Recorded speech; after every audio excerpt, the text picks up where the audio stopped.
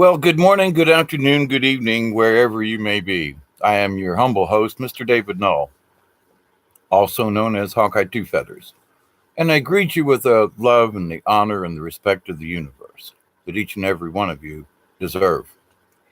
Now, it's been a little while since I've done an Earth Wobble update, and it's been rather cloudy down here in South Georgia, so it's been difficult trying to get any kind of decent information, especially at nighttime, to go outside and say, well, where are the stars in relationship to where we are right now, kind of thing. And so was out earlier this evening, just a few minutes ago. So when I did this update, I could speak clearly about it.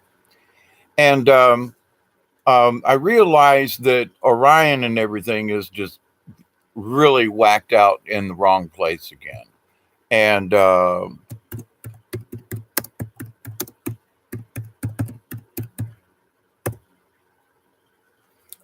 wanted to make sure that the chat was working. I've been having issues with YouTube and the chat room won't load for whatever reason. Anyway,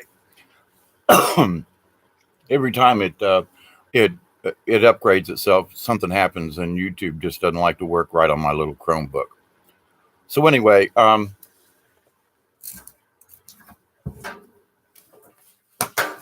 had to turn off the noise in the background. I had the heater on for a few minutes just to warm up my little spot right here.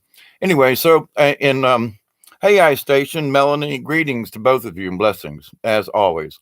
So in looking out my window, out my back door kind of thing, this evening, I noticed that Orion's way high in the sky, and so is the moon. And the moon has stayed higher in the sky. And of course, now it was difficult for me to watch when it was in its third quarter. And I kind of lost track of where the moon was as far as declination in the sky. And but I noticed tonight when I was out there, it was like way up, straight up overhead kind of thing. And I was like, that's interesting because it usually doesn't go straight overhead until around full moon. And this is only half, the first quarter kind of thing. So anyway, just an observation. But Orion is just Orion is my go-to constellation, and Sirius, or depending on who's looking at the word, the dog star. It's normally much lower in the sky, and it's kind of cocked up this way. And Orion is a lot higher in the sky than it was a few nights ago. I had a small window of opportunity, and I noticed, and I said, "Well, there goes Orion setting off in the southwest again, not where it's supposed to be, going." Tonight, it seems like it's more in the correct spot. A few nights ago, I don't know, this is Wednesday now. It must have been like Friday or Saturday of last week. I got a glimpse. And when I looked, I was like, man, the whole sky just seemed twisted. Orion's belt was like flopped over, and everything was just in a wacky position. 30 minutes ago, I was like, well, it's kind of sort of where it was. But a few, uh, 4 or 5 nights ago, whatever it was, when I stepped outside for a few minutes and in between the cloud cover, I noticed that Orion was twisted some more, and the dog star was absolutely in the wrong place from where I'm supposed to be observing it. So we're still in a big wobble, is what my report is on this from my observations of Orion and the dog star. And also, it seemed like the 5 nights ago, about Orion set early, which was like, what? It was like 10 o'clock at night and Orion was way over there. 10 o'clock tonight and Orion was up overhead. What? I mean, it's like it slowed down, it speeds up.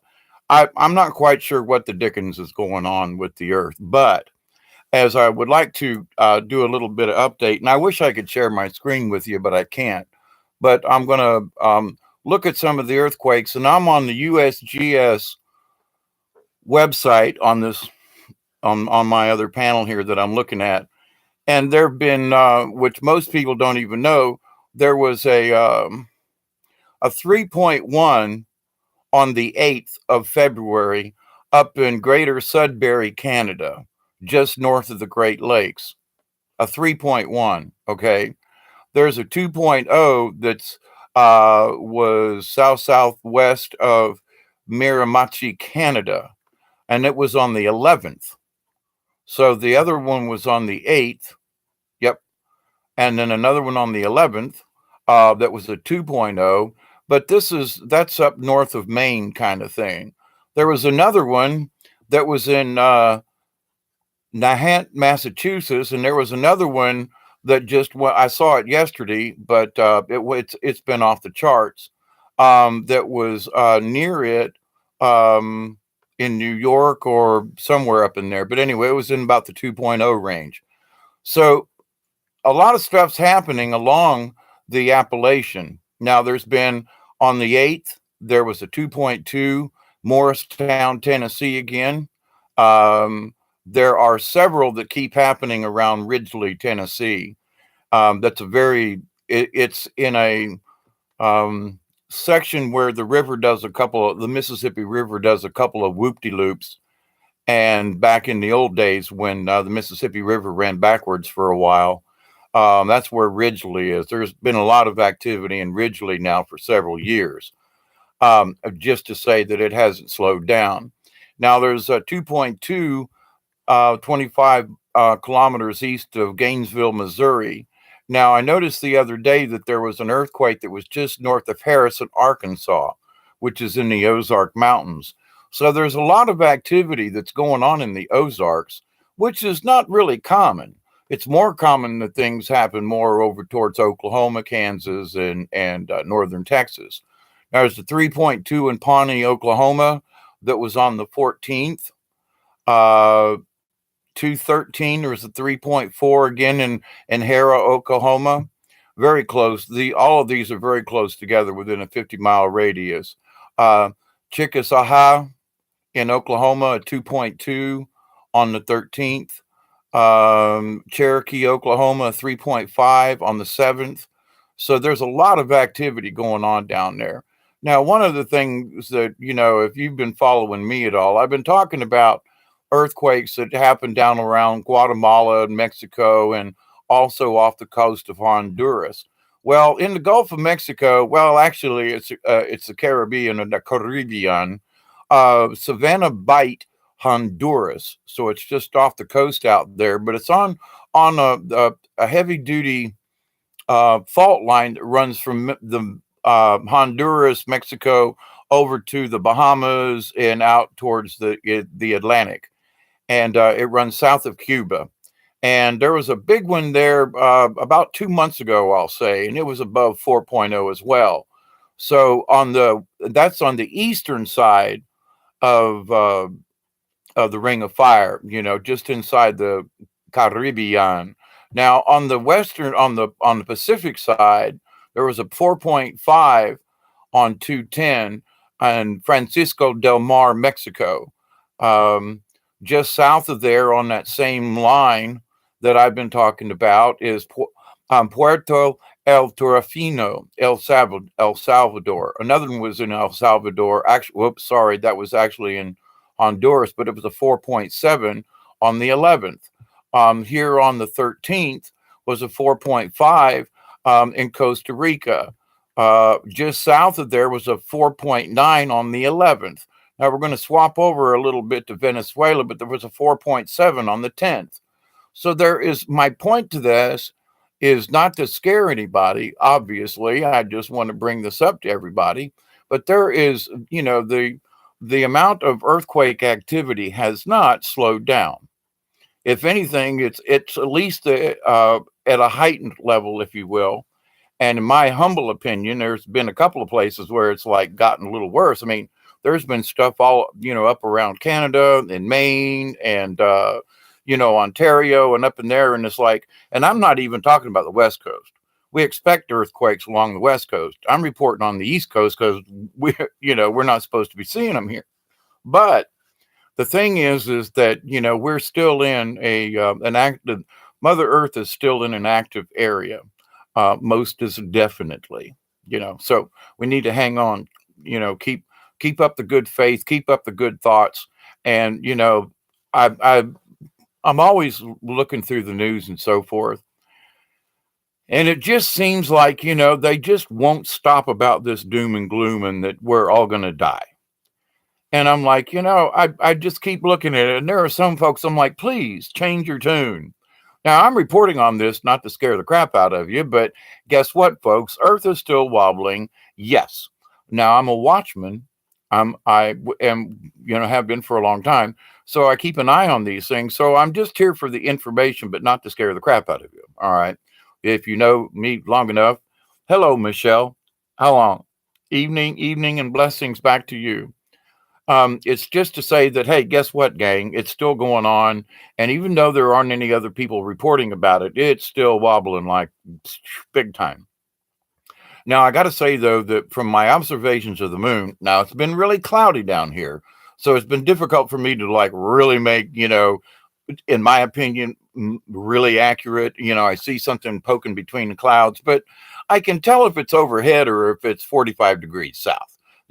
Whether there are clouds or not, I can still spot where the moon is. All right. So the moon's been fairly regular, which is a little odd, but the Earth itself has been just, watching Orion sink, low in the south, 4 or 5 days ago, and now it's more up overhead. I like something's wobbling here, and especially when the North Star, if you know anything about the celestial center, the North Star is the pole point, and the as we go around the sun, there are different stars that are behind us or above us, if you will. Okay, and the North Star is the pivot point. So as we go around, the stars kind of rotate around. It is a little on the odd side, but the thing is that the North Star, the pole point, is not supposed to change. And so when, Orion sets, it's supposed to all set in relationship to where that pole point, where that the pinpoint direction is. So as we see Orion coming around, it should come around the same way every night, not come down and set in the southwest. And then now tonight it's up it should set more to the east. It looks more normal tonight is my observation with that. So one of the things I wanted to bring up is that, you're very welcome, Michelle, is zombies. Now, I've got Netflix and Hulu to, idolize. My tongue's a little tied up here. Time for coffee, I guess. Oh, and to the AI, Bob, here's coffee for you. And thank you, Bob.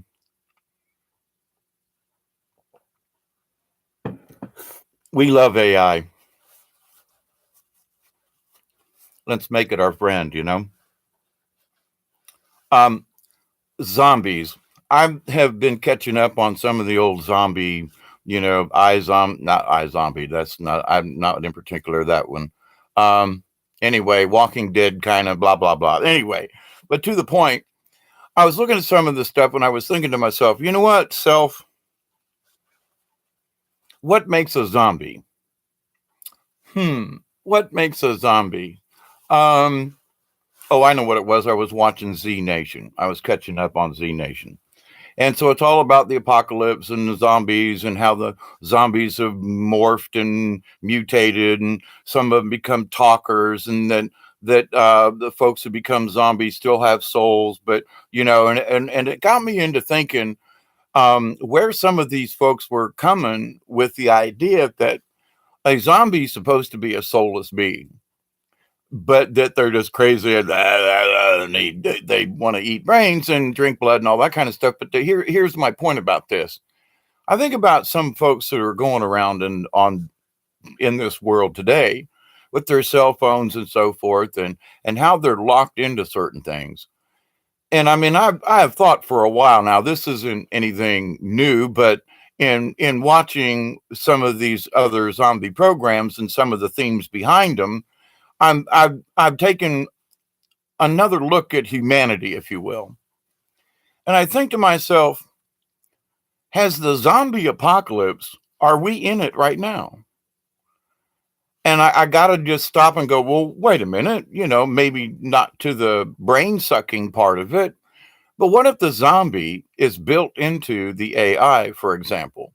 What if a portion of the AI is the zombie virus, zombie something, and that what it's doing is it's stealing the brains? It is eating the brains of people, which turns them into zombies. Cell phone zombies, Facebook zombies, Twitter zombies, whatever it is. But to the point, though, it's that they have turned mindless. Now, I've mentioned this before, and I'm just bringing it up because it was like, well, I get these little creator messages, and it's like, well, let's just have this conversation for a second, if you will. All right, a point of view. Now, zombies are mindless, but are they mindless? I mean, well, in Z Nation, some of the zombies didn't just turn mindless. They had to have their little cookies in order to keep, which had some brains in them to keep them from going nutso.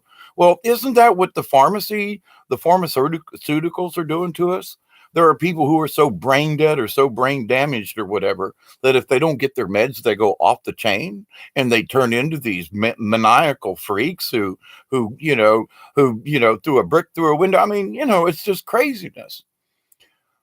So in thinking about what is a zombie or what could create a zombie or what is, the whole idea of zombieism in itself would be zombies only have, like one thing they want: brains. Let me chomp on your cranium here.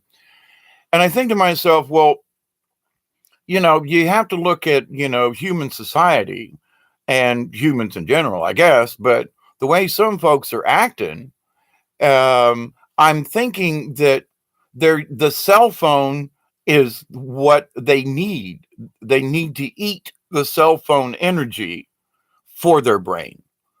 But at the same time, the cell phones and things are stealing brains, so that it's almost like vampirism, along with zombies. So they steal your energy by having you look down at this thing all the time. People don't talk to one another face to face anymore. I was one of the shows I was catching up on. One lady had been dead for 30 some odd years and was revived as a thank you to one of the characters. And but anyway, she was like, we didn't even have computers, and she was talking to a lady who was her age, and the lady said, it's so nice to have someone call me and talk to me on the telephone. And the other person was like, yeah, I'm not used to this texting thing. And the other lady was like, well, I put up with it, but nobody speaks any longer. No one calls the other person on the phone and says, hi, Joan, how you doing today? How's the family? Blah, blah, blah. It's always a text or a meme or something on Facebook. You get my drift. So, but I was thinking about that and I thought to myself, the society has become zombie-like in a lot of different ways. And people are like, you could say, well, okay, let's pick up the zombie point here. Maybe zombies are like, you got blinders on like horses in the old, well, they still use blinders on horses for carriages and things so they don't get jumpy from what comes in from the side. But anyway, but people have blinders on. So it's like some of these people who are just so like dead against Trump or the wall or whatever it is, they can only see this much. And so in that respect, they're sort of zombie like in that they can't think of anything else but that. In other words, brains. I must eat brains. Okay, so it's like, well, so I just a curiosity I wanted to kind of pass along, and that that I truly believe that cell phones are sucking energy out of people in so many different ways. And so, in that respect, I consider it a form of vampirism. Just a thought. I was reading up on Loosh and the energy that negative shadow beings um, create, do, that kind of thing. And I thought to myself, self, that's just dead gum interesting right there now. Here we go again. So a lot of the fear porn, and something else that got brought up in some of my watchings, And I had to kind of consider this as part of the zombieism, vampirism kind of thing. And it has to do with murder porn. And I know a lot of people, my ex wife, my last ex wife was like, oh my God, she was into some really gross shit. And I just simply could not, would not watch. And it was, all the blood and the gore, and here's the death, and this person got chopped up into pieces, and their body part, and I'm like, now I gotta make a confession in this respect. I really like the program Bones, but CSI and all these other things, I am just not into that. For whatever reason, I like the characters on Bones, and I just, for over the years. Now, the blood and the gore and the guts kind of part of it ain't into that. It's part of the show, and it's very interesting what takes place with some of these things and how they find certain things out. But I'm not into the blood and the gore part. I mean, there's a lot of times I'm like, I don't want to look at that part. Well, I'll wait till they get it down to the bone part and into the lab. But with that said, though, it's like there are so many people who are into you know documentaries on Charlie Manson. And now I grew up when Charlie Manson was Charlie Manson, and when the Sharon Tate murders and all that happened, I lived it firsthand. And for somebody to like go back into it and they want to know where the blood was and who was this, and I'm like, it was gross when it happened. Whether or not Squeaky Fromm and all of them were his followers or whatever, there was a lot of shenanigans going on with Charlie Manson, that he was trying to get into the music industry, and there were people that there was a lot of good evidence that back in the day that like some of the Beach Boys and some of them folks literally stole some of his songs in the early 60s, and he got really pissed off, and some things happened and his brain went way off, and but anyway, but to the point, and that he was supplying drugs to some of these folks. He was at the low level of get breaking into stuff. But my point to this is that there are people who, though, aren't looking into what made Charlie Manson, per se, but that they're looking for the blood and the gore. And it's like, I'm sorry, there was a time when we saved a gentleman that had his leg cut off, and I had to hold his bloody stump, and to kept him from going into shock and all this. And anyway, that's on another video, and it's a different story. But my point to that is, I'm sorry, but if you had to be there and see someone's leg cut off and go pick up their foot off the side of the road and what, but we've been so desensitized with things on television. But there are people, and I've known some of these folks over the years that are literally seeking out the blood and the gore. They really do want to see it. They don't hide their eyes when there's this bloody scene and the throat's cut open and all that. And I still don't necessarily enjoy it, if you will, but with the vampires and they got to cut their heads off or whatever, it's like, okay, I get that. That a zombie, you got to chop his head off or you got to blow his brains out. All right, I get it. It's part of the zombie thing. But when you turn that thing into a CSI or a reality, a reenactment of murders, and so there's this big thing about it's murder porn, and I've seen it for a long time. I've never spoken about it, but I just simply wondered, like, well, wait a minute. Would you people actually, if you lived in the Middle Ages and saw people getting hacked up and stabbed and blood and gore and dead bodies on the street, would you really enjoy that? Thankfully, in America, we don't have the kind of car bombings and things that go off and all other parts of the world. We're very lucky. And Americans live in fear all the time that, oh my God, something's going to happen. A rock could fall out of the sky as far as us in America versus, some act of terrorism versus Syria, the Middle East, them folks are like used to bombs. Okay, we're not, which is a good thing. But my point to that is that those folks over there, I bet you they don't sit down and watch TV about people getting murdered and who got blowed up and whatever. They see it in real time. So I'm wondering, as a society, because we don't have the violence, when they present it to us on television, are they desensitizing us? I say yes, because I've looked at some really gory stuff. Now, it's been on Bones and other shows, not a reenactment of murders and that kind of thing, but to the point, it's real. It looks gross and real to me. And I've seen people severed arms and limbs and so forth. Like I said, I've held a bloody stump to, save a man's life, and I get it. And it's not something I really want to go and do again. And why people would, literally, oh my God, murder, blah, blah, blah is going to be on. We get to watch the gore some more. And I'm like, what? So with that, I wonder, is that turning some of us folk into zombie-like beings because we crave the murder? We crave the blood. We crave whatever that is that's part of it, which is turning some people into couch zombies, if you will.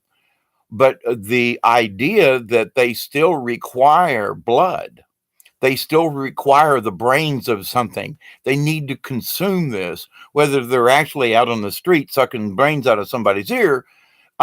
They're still craving the same type of thing. Just a point of view, thought I'd toss it out there for you, because as I look around with society, I'm like, what the hell is going on here? Now, I wonder, that's enough of that. I can just bring up more examples, but I believe that you would see the point that I'm trying to make with that. And that it's just a curiosity. I mean, I know I watch certain things and it's like, am I really like that kind of person? No, but I'm interested as to how they go. I'm more interested in the process, not the blood and the gore, but the process. And some folks would say, well, yeah, well, that's CSI and that. I'm sorry, I just, those shows just don't get me, but I have been a fan of Bones for many years. Okay, so moving on. The Schumann resonance. Now, about a week ago, the Schumann resonance was like almost not there. There was some very distinct hums going on in the background. And there's one about 24, 26-ish right there that has been very predominant. And it doesn't spike, but it's in the background. And when you look on the chart all the way across, you'll see this background hum. And sometimes it's this wide on the chart, and sometimes it's this wide on the chart. And recently, several of us have been watching it, and it comes in like a dash for like 10 minutes. There'll be this really hard harmonic, and then a space for 10, 15 minutes, and then bam, it comes, or for an hour. It depends on the lines at the bottom of the chart.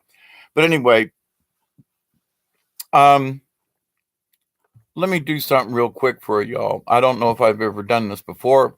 Let me try this since I got the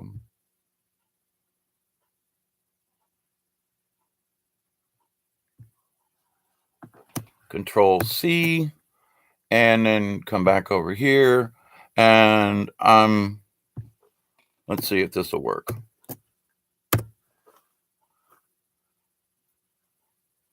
Okay, Michelle, I think I heard you because I went I went to the other page and copied the link for you. So before I saw that you put it down there, the Schumann resonance is supposed to be 7.8, Michelle, and it is the resonance of Mother Earth. And the Schumann also shows that there are energies coming to the Earth. And you're very welcome, Michelle. I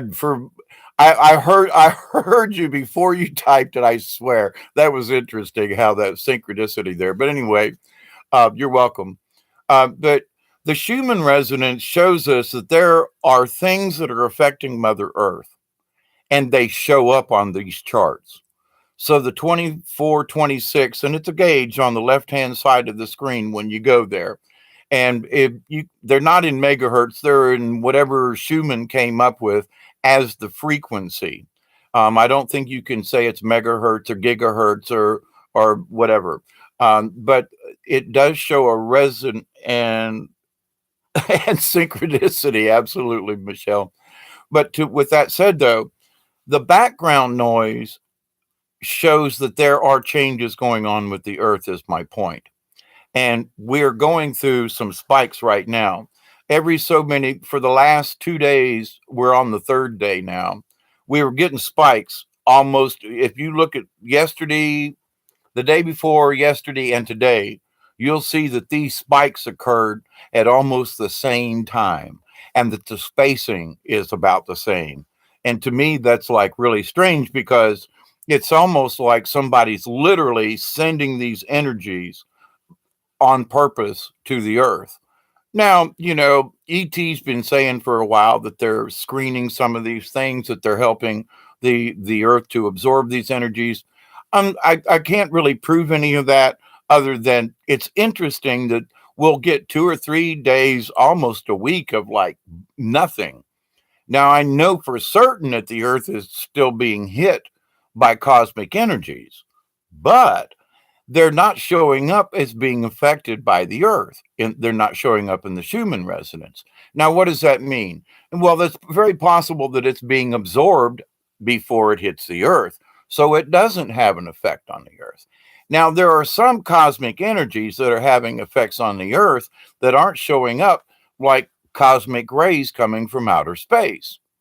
So it's my ET messages have my spirit guides have been telling me that there are energies that are hitting the earth, and the only way we can tell that they are affecting us is by observing the Schumann resonance, because these energies coming in, we don't have the instruments to pick up these particular energies because some of them are fourth dimensional, and we don't have the instruments or the science. Mostly, I'm sure there's some scientists out there who get it, but the fact that the earth is ringing and harmonizing, and when you look at that chart and you look about the 2024 26 area in there, you can tell that something has been going on a regular basis every day, and it's affecting a harmonic within the earth. Now, on guitars, you can hit a string and then you can just barely touch a string, and a pink, pink, pink, pink, you play the harmonics. So, and you can look up harmonics and get a whole lot better, explanation than what I can give you about it. But the bottom line is like, if you ring a bell, you can ring a bell and it might go ting, but as it sits and resonates for a while, you can hear another tone within the bell.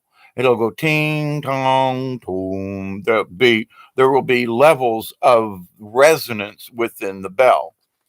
Now, with that said, the earth is like that. Now, a lot of people say it's got a molten core and all that, and I've been stating for a long time, as long a lot of other believers of, the hollow earth, that why would Mother Earth even have a resonance if it was full, if it had a molten core?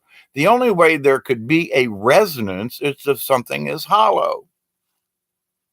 Why? Because if it was full of molten lava and we had this, big massive core they try to, shove down our throats in science, that it would muffle it.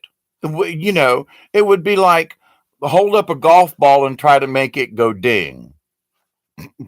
There's no resonance in it. But if you pick up something that's hollow, a ping pong ball, for example, you can hear it thunk and there's a little bit of vibration in there because it's hollow. So there are certain things that if you just look around you and you can, wow, well, that's, okay. Stuff some cotton up inside of a bell and then ring it. And it's going to go blue, pink, but it's going to, you're going to hear a tink at best. It's not going to ring like the bell should. So, just think about that. So Earth is as a bell is in the harmonics. But my point to this and the Schumann thingy is that along the 24 mark ish, something's going on from the universe that is creating this harmonics within the planet, and it's affecting us in weird ways. I know there are times that I'm like, I'm awake, everything's copacetic, and then I wake up 2 days later and go, what the F just happened to me? My ears are ringing like screeching sounds, and sometimes it's out of the right ear, and most of the time it's out of the left. But like earlier today, and it did correspond to one of the spikes in the Schumann resonance. And I was like, man, it was just like my ears just wouldn't quit with, maddening, literally maddening. But I know, let me go check the Schumann. Okay, we're getting hit. Okay. So before I was like, I don't know what this is. And I would go to the doctor and I would pursue this, oh, there's something wrong with me. No, there's something wrong well, I won't say wrong in the universe, but there's something going on in the universe that's having these effects on all of us. It's making all of us feel weird. I don't know what's been going on, but I very rarely leave the house for various reasons. A lot of times I'm just not able to drive. I finally got a new battery, so at least my truck will start more often now. But I don't go into town much, so I'm not around many people.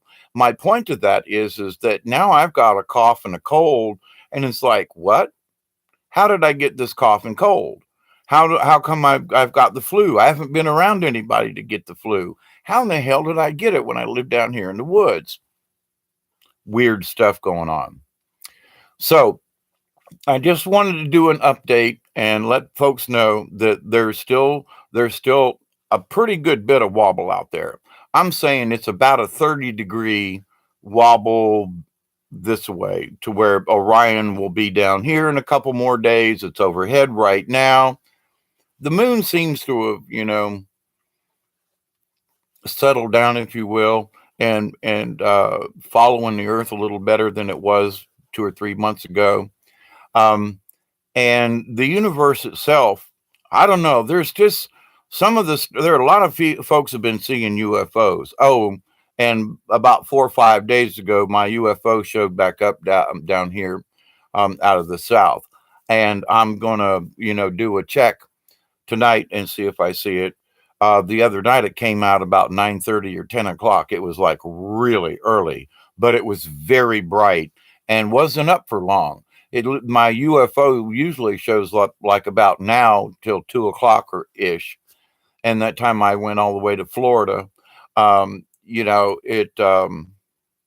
It showed up like 2 in the morning, and I drove to Florida for 2 hours and back, and chasing this UFO light in the sky kind of deal. But anyway, um, but it has been showing up, but it's been so cloudy that um, if it had been there, it's above the clouds. So that's a good thing in my point of view, because at least now I can kind of pick elevation. How high are the clouds? What's the ceiling? Blah, blah, blah, blah, blah. So when it does show up and there are clouds, I can gauge about how far away it is. And it's out over the Gulf of Mexico. That's what I've determined.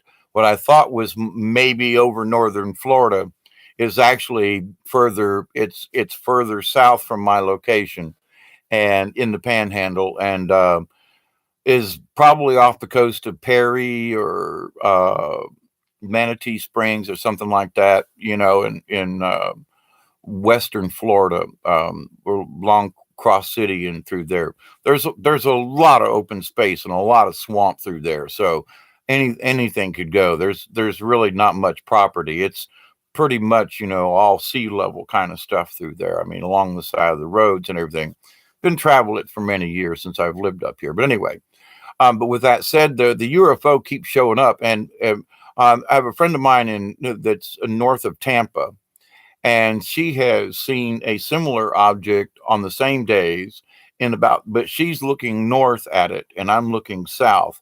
But we could tell at about, within a couple of minutes of each other, within 30 minutes of each other, we both spotted a quote UFO object in the sky. her from the south and me from the north. So it's between Tampa and me from South Georgia. So anyway, just some interesting things there. It was interesting that both of us spotted it on the same evening at about the same time, and you know, relative to her position and me, because Florida kind of sits at an angle. It's not just straight down for me. So, she's looking at it from up here and I'm looking at it from down here. But to the point, it was the same evening. It was the same day. It was the, around 10 o'clock kind of thing at night. So it was very interesting that we both saw the same thing. So that's like confirmation from those folks south of me kind of deal. Now, there's a lot of other stuff going on. The volcanoes are still, being pretty heavy. But if in watching the Schumann resonance, why is this important? Noticing that there have been constant harmonics within the planet tells me that the planet it's keeping the magma and everything flowing. Some of the big earthquakes, but I think to myself, you look on the USGS map and go down, down in around Puerto Rico and Haiti. Them people are getting hammered on a daily basis with threes and lower fours, or upper threes, should have been a four. Them folks are getting hammered.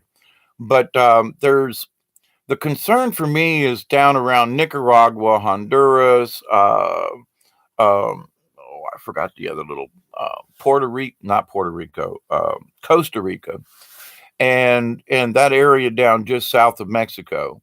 Um, there's some interesting things that I was foretold would happen, and I hope they don't.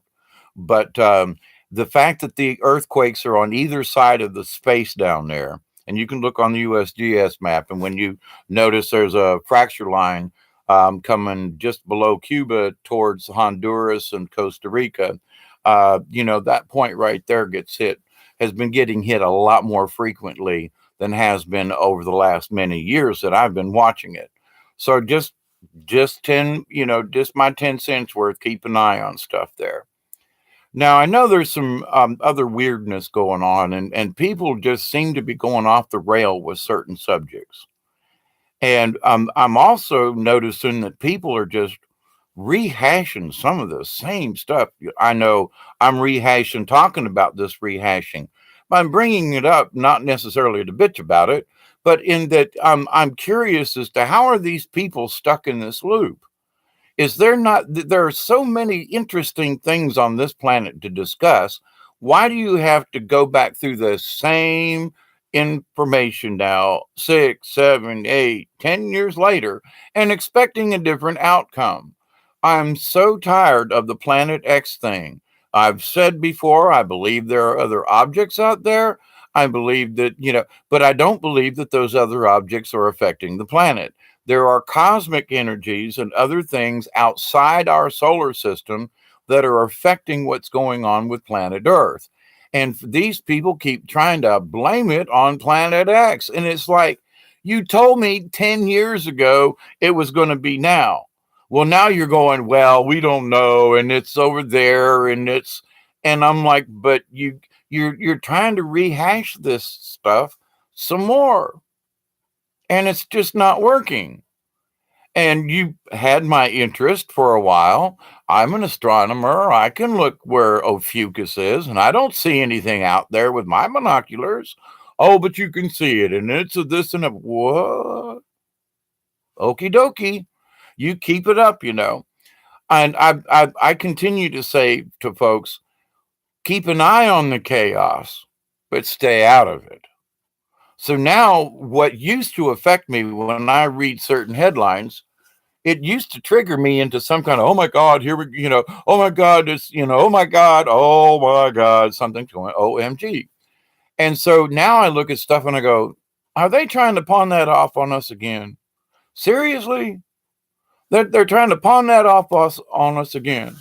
And it's like, for example, the Russian thing, 2 years into this now, they come out with a statement saying, oh, well, we guess Russiagate was just a bunch of hooey and we don't have any information. But do you think that the mainstream media would go, well, they kind of found Trump not guilty. Couldn't find anything, but nah. So it's like, wait a minute. So there are things that those of us who don't believe in some of this stuff and have been keeping an eye on, what the real politics has been. When you keep an eye on what's really going on underneath the whole thing, this is like, oh, it took you 2 years to do this? Seriously? Now, on my part, I'm like, what the F is taking you people so long? Why can't you just go ahead and do some of this stuff? Now, anyway, that's my own personal bit. Like, it took you this long? Well, but there are a lot of players involved with what's going on. And there's a lot of reports about Gitmo. Now, I would invite you to just take a little stroll with Google Maps and go down and look at the southern tip of uh, Cuba and take a look at the area. And you hear stories about, oh, they're flying in these C-130s and they're flying in this and that. They don't have an airport big enough for that mess. And it's on the other side of the bay from Guantanamo. Take a look at it. Take a look at the geography. Take a look at the things that people are trying to say about Gitmo. Now, I'm not saying that they ain't flying nobody in, but all this stuff about the C-130s and all this other kind of stuff, take a look at the runway. And you tell me if you think a C-130 can land on that runway. And where's the support? Where are the hangars? Where are the stuff? It's a runway. That's all. And it doesn't seem to be quite long enough for a C-130. Just saying. Now, they could be flying them in helicopters. It ain't that far from Florida. That's not my point. My point is that people are using words when they haven't looked at the geography. Well, there's this and there's that and there's blah, blah, blah. I would be more inclined to believe that there's more stuff going on with the Dominican Republic and with Haiti, because there are folks down there that it's not Cuba, by the way. We have more influence in Haiti and the Dominican Republic, and it's just across the straits from Cuba. So it's like on a clear day, you could see one or the other from the other place, kind of thing. But my point to this is they're using up a lot of words and things. Now, are things taking place? Yeah, things are going slow. This thing that they did in LA last week or so with the Blackhawks going in and landing and watching the guys bringing stuff out and putting them on a helicopter and flying away from downtown LA with palm trees and the buildings. Man, you talk about them guys know how to fly them birds. But the fact that they did it makes me scratch my head and go, So are things actually going on in the background? My answer to that would be, I think so, because there are things happening. Now, how much of this story should we believe? I would just invite you to go look at Gitmo on the map, and take a look for yourself. Because then when you say, well, there were 4 C-130s that went and landed there. Well, wait a minute. They don't even have the trucks. You got to look where the airfield is in relationship to Guantanamo Bay and where the Gitmo site is. Just saying. Could it happen? Yeah, but you should look at the terrain in the airport and go, I don't know. That doesn't even look like there's a damn tower there, but there's a landing strip on the opposite side of the bay from where Gitmo itself is.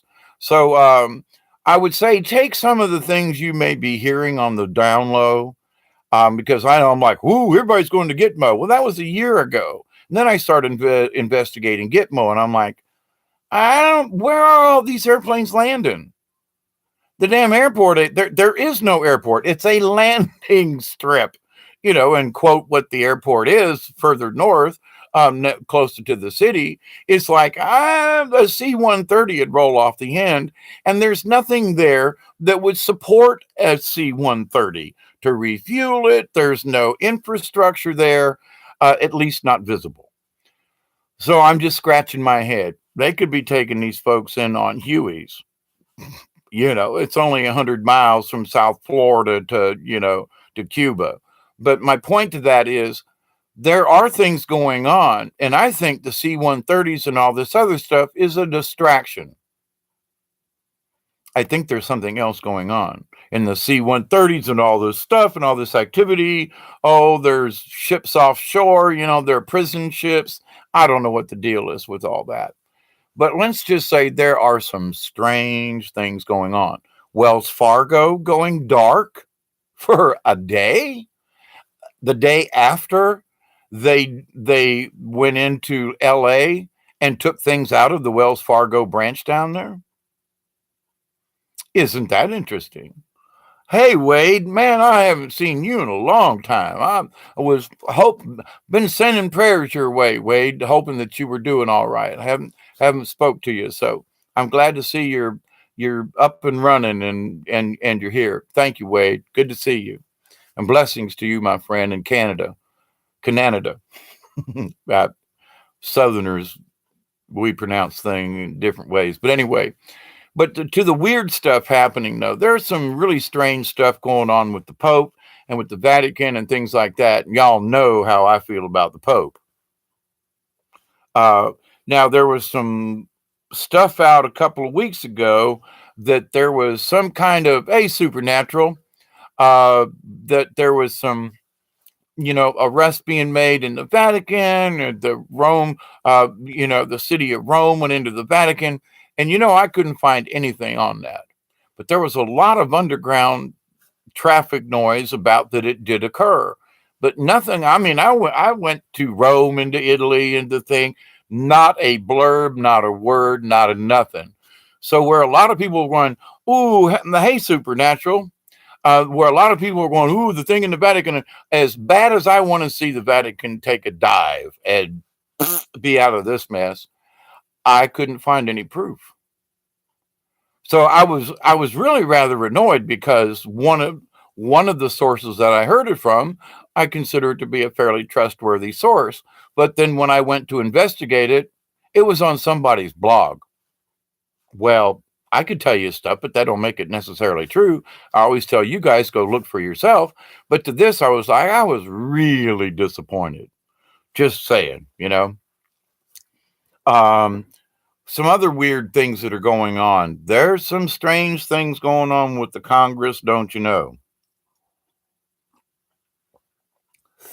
As well as the weird things that are going on in each one of us. And one of the things that I want to, I want to continually stress is that we all have an end game. How we get there is, like, okay, I like peanut butter on my chocolate, and some people like chocolate on their peanut butter. The two taste, different, but somebody might like more of one than the other. But they both like the flavor. So we can agree on peanut butter and chocolate under the right circumstances go together. Now, how you put them together, okay, that's just a point of reference in a personal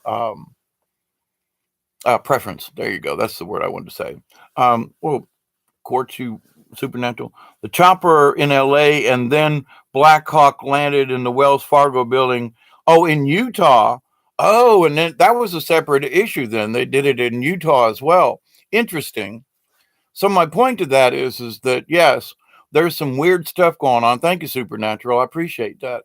I didn't know that it went on in Utah as well. I'd just seen about LA. But to the point though, it's the shenanigans that are going on.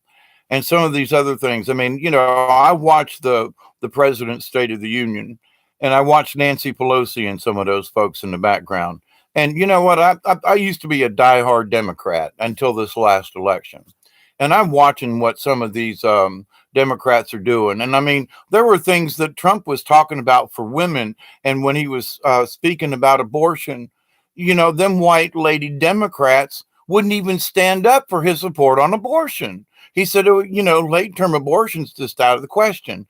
Now, I think that anybody that if the mother was, and for years and years, if there's any kind of conflict with the mother and the baby, you go into the emergency room and they do what they need to do at that time. They don't need a law. They want to save mother, baby, and all the above. But you just say that you can take a baby when the mother has it, break its neck, and sell it for body parts. Are you freaking serious?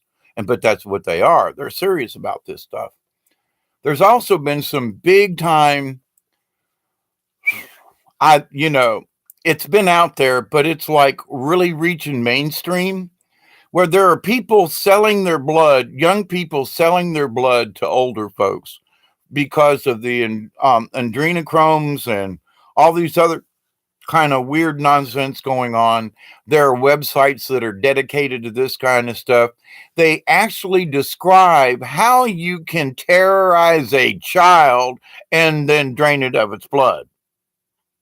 What? They give instructions on how to terrorize a child and then how to, because to terrorize a child and bring that fear base up is what brings that adrenochrome out and so forth, and vampire, whatever, blah blah blah. But they're draining children not to death, but of a half a pint of blood, and then using it, drinking it, somehow infusing it. Some of these folks are literally putting it right in their veins. And I'm thinking to myself, you know what? I'm all for let's get rid of wrinkles and stuff, but there are so many other natural things that we could do other than use body parts. Now, many years ago, there was a story out that someone was sitting on a plane with David Bowie before he passed away.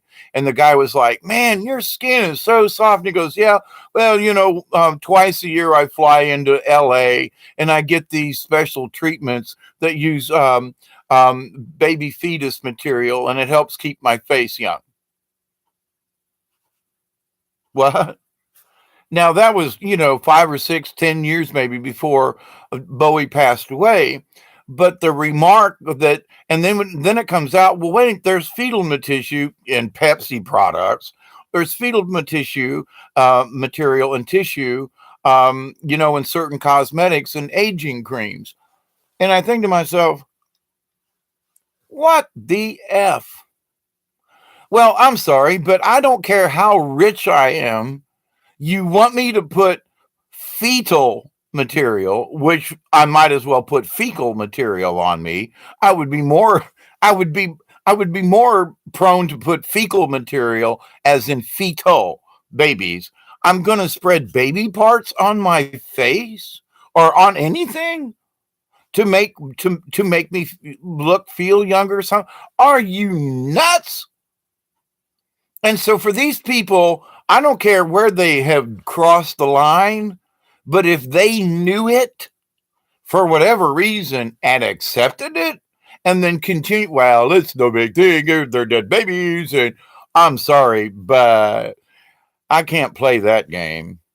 And there are folks, can you imagine? Well, it's in a cosmetic. And so they shrug their shoulders and go, but it was taken and so my point to this, and watching all these white shirted women during the POTUS State of the Union, is when he got to the point about the abortion thing, only a couple of them Democratic women stood up. He was like, I want to stop this. We need to curb this. He didn't say to abolish it. He said, late term abortion and stuff like that. We should not allow this. Duh. And for the women to not stand up for that, to not stand up for the children, I'm still having issues with that. And so when these Democratic women want to stand up and talk about, well, we're our rights and this and that and the other thing, and I want to say to them, sorry, but I had to do that. But otherwise, I was going to use a sentence full of expletives deleted to tell these ladies where to get off and what to shove up certain holes and orifices in their body, because you didn't stand up for late term abortion to abolish it. Meaning that of those 20 or 30 women, 5 of them stood up and applauded Trump. Does that mean the other 25 women support late term abortion? These are the women. These people are the Republican men stood up and applauded to stop late term abortion. But the Democratic women sat on their butts. Only a few stood up. What does that tell you about our nation? What does that tell you about your representatives and your senators and so forth? What does that tell you about the people? Because maybe some of them women are using some of those cosmetics. Oh, and if they were to speak against it, then maybe some of the suppliers for some of their money are the pharmaceutical interest that use the baby parts for these creams for these old ladies who are in Congress. Shame on any of them. Any woman who does who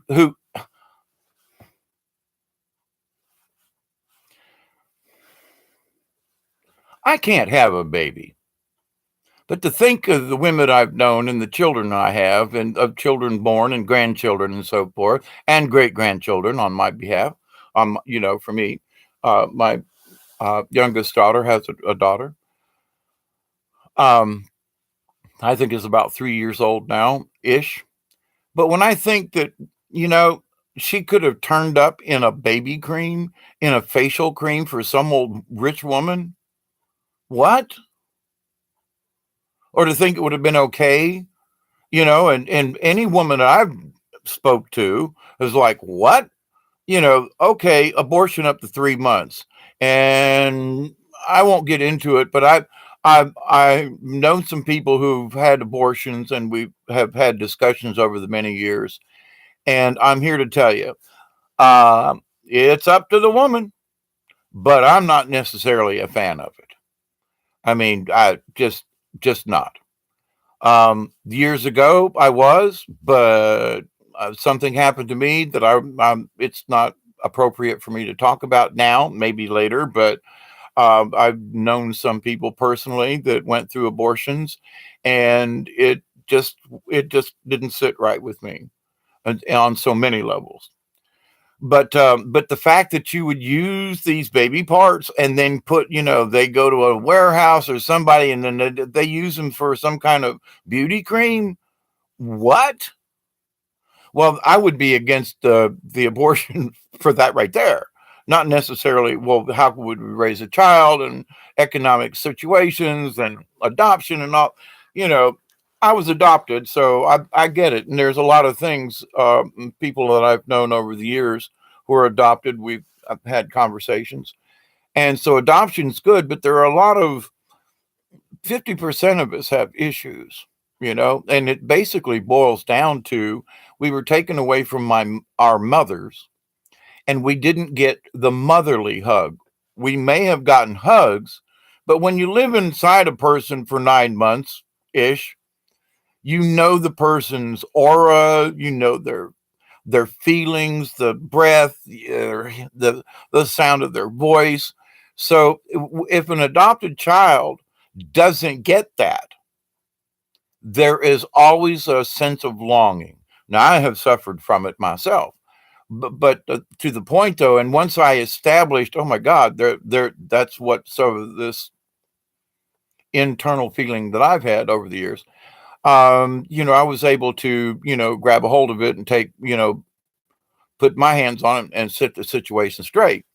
But there is an abandonment type of feeling that never there's a hole that never gets filled until you get a hug from your mother, not somebody else's or a midwife or a matron or something, but from your own mother, because of the energies and the blood and the thing, the scent. I mean, all the stuff that is your mom. As a baby, you know all that stuff, but when it's taken away from you, and for me, it was like, I kept going back to my mother, then back into thing, and back into here. So I was with 6 different foster homes in 3.5 years of my life before I was adopted, and spent time back with my mother as well in between times. But anyway, but to the point though, this idea of never having really a grasp on stuff, it affects a lot of adopted children. Now, there are children who are born to, parents and later on get adopted out or through foster homes or whatever. But for, children who are born and then adopted out, there's a hole there. And a good 50% of folks adopted have these types of feelings. Anyway, so, but with that said, going back to the thing about the fetuses and things and so forth, You know, I would invite you to go back and, and find, there's plenty of YouTube videos that carried it, and just find the spot. You don't have to watch the whole thing, but find the spot where um, Trump is talking about abortion, and listen to what he says, because he wants to stop late term abortion. Unless, there are emergency situations where when my son was born, um, they had to take him when she was in the hospital. They had to take him right there because he was turned, twisted, wrong place, blah blah blah. Had to be a C-section, no questions. And between my son and the wife, they were both in jeopardy at the time. Now, this was in 74, before they had all these fancy doodads and things. And I don't even know if they really had ultrasound back then so much. At least it wasn't widespread. So, people, things were different back then versus now. But with that said, though, they had to take him immediately. They had to, here we go. And what if something would happen? Well, had it been any different, my son could have died. And my wife had problems with her uterus after that emergency thing for years, and they had to basically go back in and I don't know, they flipped her uterus or something. I can't quite remember. It's been a long time, but to the point though, she suffered from it for a long time. So I know these things. I've seen these things personally. And so it grips my graw. It'd be one thing up to 3 months, which I think, okie dokie. But at the same point, though, for these Democratic women, and I invite you to go in and look at that speech. Look at the women's reaction. Look at what Nancy Pelosi does behind Trump during that time. And it's appalling. That's all I got. I ain't going to speak anymore on this right now, but it's damned appalling. And those Democratic women who want to spout all this stuff about women's this, that, and the other thing, I'm sorry, they need to be taken out and beaten. I mean, beaten until they like, what? Oh, let's take some of your flesh and send it off to the labs and let them use your old nasty hide in some kind of agement cream or something. I'm sorry,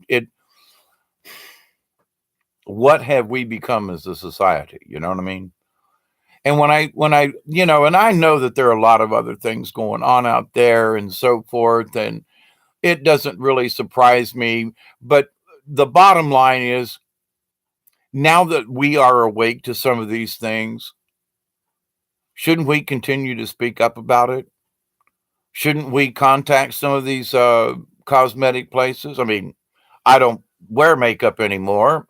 In theater, I used to, but uh, you know, um, I'm out of the cosmetics business, if you will, since I don't do theater any longer. But there were certain products I would buy and wouldn't buy. Some products ate my skin up if I had to, use certain base or whatever for a show. And I had to buy my own because what the theater supply company provided always made my skin break out. And so anyway, but to the point though, if we know that somebody's doing some of these things, why don't most women use some type of makeup? Why don't you all speak up? Why didn't women, instead of sitting down during this Trump thing, um, why don't they stand up for no baby parts in cosmetics at all, under any circumstances? And for any woman who goes, well, it's okay, I'm going to use somebody's fetus and I'm going to put it on my face because it's going to make me look younger. I have well, the remarks I might have for you are going to be some nasty F words, GD, ain't going there. But I have no respect for anyone who would even, if once they found out. I mean, if I was you, when I did use makeup, I did a little bit to check on,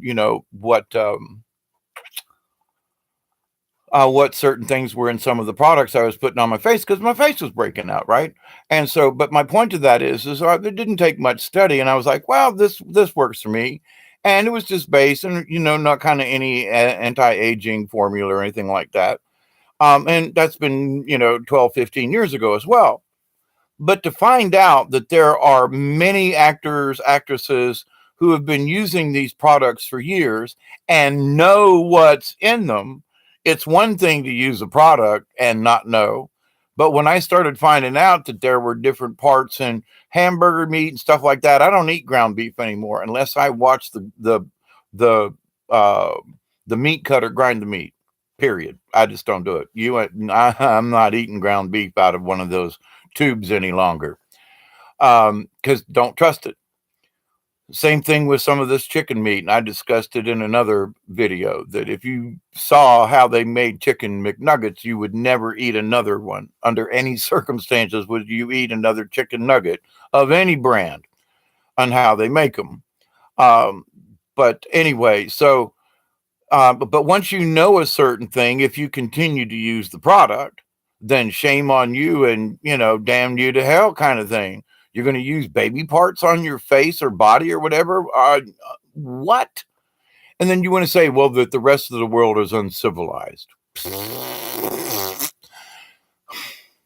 So the pharmaceuticals and so forth and the cosmetics, and they are tied in together.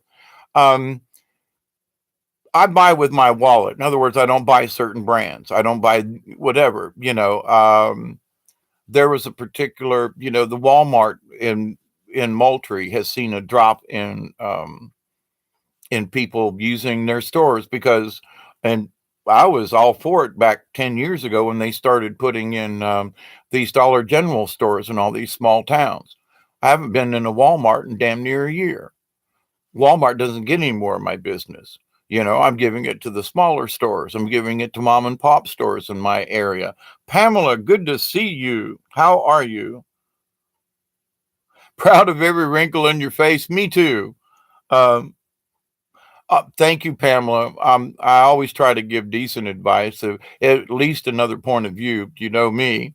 Um, the only thing that those women in white were missing during the sodas were their hoods. I agree with you, Wade. Absolutely. Um, and they should have been dressed in black for the way some of them enacted. I mean, I literally is like, are you ladies in a coven?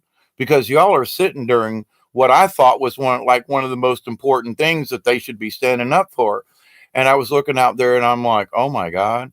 How many and I've watched several other, programs, YouTube, so forth, and nobody picked up on that, which is one of the reasons I'm bringing it up now. I might do a separate video just to discuss this, but in that nobody else has picked up on that.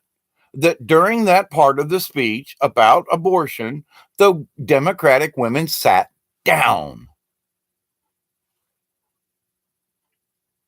Do you still want to be a Democrat after that? Not me.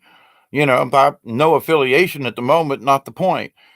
But to have those women not support, I'm repeating myself and going around in circles. Okay. But it bothers me that badly. I've tried to keep it within, but I've watched and nobody said a word about it. It's just been, well, the POTUS speech and he was a dick and blah, blah, blah, but nobody's talked about specific places where the women should have at least, they should have at least applauded. They just sat there. And I was like, okay. Next subject, weird stuff happening. Now, y'all know we're all being affected by this weather. But as I reported back in late December, early January, that we were still going to have, the earth wobble. The jet streams were trying to keep up with the earth wobble. And just here in this last week, I've seen the earth wobble as much as 15 degrees. Now, it could have been more, but we've had a lot of clouds down here. My point to that is that if the earth is, and it is, because otherwise Orion would be in the same place every night when I go out to check on it. I mean, in relationship to being overhead or down south of me. But with that said, though, so how can the polar vortex, how can all of these air jet streams and all these air streams get back to any kind of normal when the Earth is moving underneath the jet streams. So we're going to definitely have some more cold weather. I mean, it's going to be 37 in the morning, and then we got light frost for tomorrow. Our This is be Thursday morning. Is that true? Wait, Friday morning. Okay. Anyway, you get what I mean. So I got to go out and cover my potatoes up that are coming up tomorrow, because it will have light frost, and I don't want my taters to get messed up. Um, won't we adapt, Hawkeye, to what, Miss Pamela? I don't remember. I don't remember what I was talking about.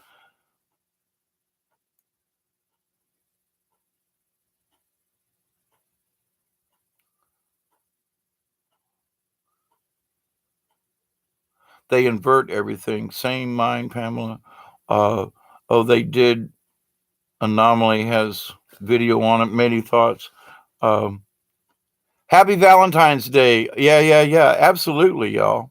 Been cold here lately, 20 to 30 below centigrade. Absolutely, Wade. I know it's cold up there for you guys. Um, we should be able to adapt to this. Absolutely. And one of the things is, if you've hung out with me long enough, is I've talked about how I have been able to adapt to my own circumstances. Like right now, it's probably 58 degrees here in the house, and I don't have a heater on. And I'm getting used to the colder weather. Now, my feet are cold, and yeah, I'm going to turn on the heater when I get done doing this video. But the thing is I'm not dying. And 10 years ago, I'd have been sitting here going, oh my God, it's 58 degrees in my house. How come I'm not burning tons of firewood? And it's like, I've only had the heater really going twice this year. It's been chilly, but my little electric heater down here, I heat up my little space. But I don't really need to heat the whole dang house for myself. Now, if it gets in the upper 20s, that stove goes on. But if it's only 58 degrees here in the house, even though it's 35 outside, I'm not. Why should I burn all this firewood and all? I mean, it's just like this. It takes up all this time just to heat the house, and I've learned that I can actually get by with cooler temperatures without going through all the thing of. Now I got plenty of wood around here to cut up with my chainsaw. It's not the issue, but it's the cutting it, it's the hauling it, it's the lighting it, it's the thingy, it's the da da da, and nothing else gets done. I spend all my time cutting firewood to feed this thing to keep the house 8 degrees warmer. When I add it all up, I'm like, what the hell? I spend more time outside dragging the wood in and everything. And like, now if I'm really cold, I got wood. That's not my point. But there are times I'm like, I don't really need a fire. It's only 45 out tonight. Okay, it's 60 in the house. I turn the heater on for a little bit. It warms up my area. Then I can crawl underneath my little covers and watch a movie or something, and I'm good to go. I don't have to warm the whole damn house up. It's unnecessary. It's just useless waste of time. Anyway, enough of that. But to the point of adapting, we can adapt if we allow ourselves to. I mean, I got a friend of mine, she's got her house at 80 degrees in the wintertime and 65 degrees in the summertime. And I go over to her house in the summertime and freeze to death. And I go over there in the wintertime and I can't breathe because her house is so stuffy. And I'm like, and she's and she's always sick, and I know a lot of people that way. I used to be that way. But when I started realizing that the body adapts to the temperatures, especially when you allow itself to, when you go camping or whatever, you got to allow yourself to get used to your surroundings. I mean, I've talked about hunters that will take a bath and scrub themselves before they walk out the door to go deer hunting, and they cover themselves with all these perfumes, and I've told people, wear the clothes the day before, get them all nasty, sweaty, put your own musk smell on them, and don't take a bath or a shower before you go hunting. Now, a friend of mine came over the other day and to visit me and see how I was doing. I was blessed to see her and glad to see her. But when she walked in my house, I've said this before. She's one of these people who uses dryer sheets and all that kind of stuff. I could literally, she was sitting across the room from me. I can smell her clothes from across the room. And I was like, what? I have spoke about this before, but the thing is like, do we know what these dryer sheets are doing to us?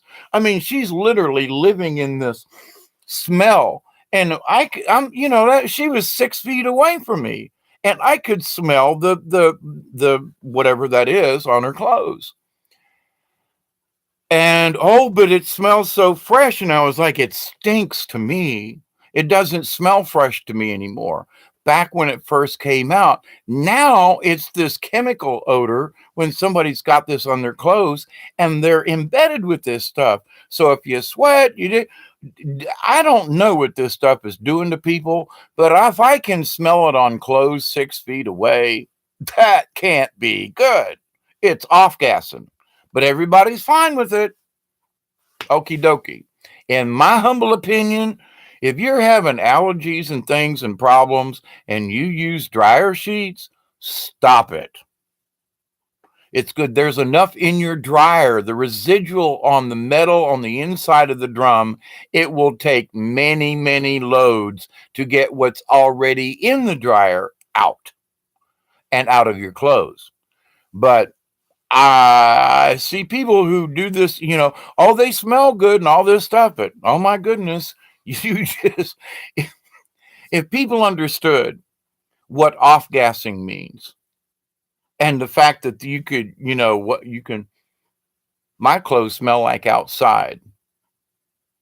I had a friend of mine say, well, your clothes don't smell right. And what do? Don't you run them through the dryer? And I was like, no. Well, what do? I hang them out on the line. Oh my God, your clothes smell like outside. Yeah, that used to be the norm. When I was growing up, I was all the time hanging out clothes or whatever. We couldn't afford a dryer, and it was stupid because we lived in Florida, But to the point, though, people have gotten so used to the chemical smell of things, they think that clothes hung out on the line now smell wrong.